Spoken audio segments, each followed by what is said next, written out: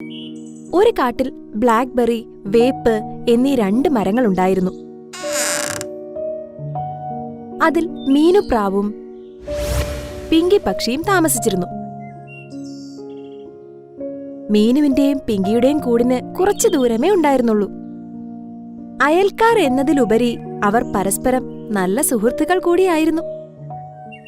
ഒരു ദിവസം, അയ്യോ, ഇന്ന് കാലാവസ്ഥ വളരെ മോശമാണ്. കനത്ത മഴ വരാൻ പോകുന്നതായി തോന്നുന്നു. ഇന്ന് മാത്രമല്ല, ഇപ്പോൾ മഴക്കാലം ആരംഭിക്കാൻ പോകുന്നു. ഇനി എല്ലാ ദിവസവും മഴ പെയ്യും. ഇനി ഈ കാലാവസ്ഥയുമായി പൊരുത്തപ്പെടും. ഞാൻ വിചാരിക്കുന്നത് നമുക്ക് കഴിയുന്നത്ര ധാന്യം സംഭരിക്കണമെന്നാണ്. പെട്ടെന്ന് തന്നെ നമ്മുടെ കുഞ്ഞുങ്ങൾ ജനിക്കും. നമ്മൾ അവർക്ക് വേണ്ടിയും എല്ലാ ഒരുക്കങ്ങളും ചെയ്യേണ്ടതുണ്ട്. അങ്ങ് പറയുന്നത് ശരിയാണ്. ഞാൻ എന്റെ കൂട്ടുകാരി മീനുവിനെ കണ്ടിട്ട് വരാം. പിന്നീട് നമുക്ക് ഒരുമിച്ച് ധാന്യങ്ങൾ ശേഖരിക്കാൻ പോകാം. ആ ശരി ശരി.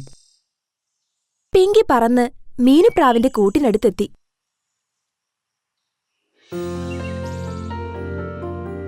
എന്നിട്ട് വാതിലിൽ പോയി മുട്ടുന്നു. വാതിലിൽ മുട്ടുകേട്ട് മീനുപ്രാവ് വാതിൽ തുറന്നു. ആരിത്, പിങ്കി? നീയോ? സത്യം പറഞ്ഞാ ഞാൻ നിന്നെ ഒരുപാട് മിസ് ചെയ്തു. സുഖാണോ നിനക്ക്? എനിക്ക് സുഖമാണ്. പക്ഷേ നീ ഇത് പറയ്, നിന്നെ ഇപ്പൊ കാണാനേ ഇല്ലല്ലോ. ധാന്യം ശേഖരിക്കാനും കൂടെ വരുന്നില്ല.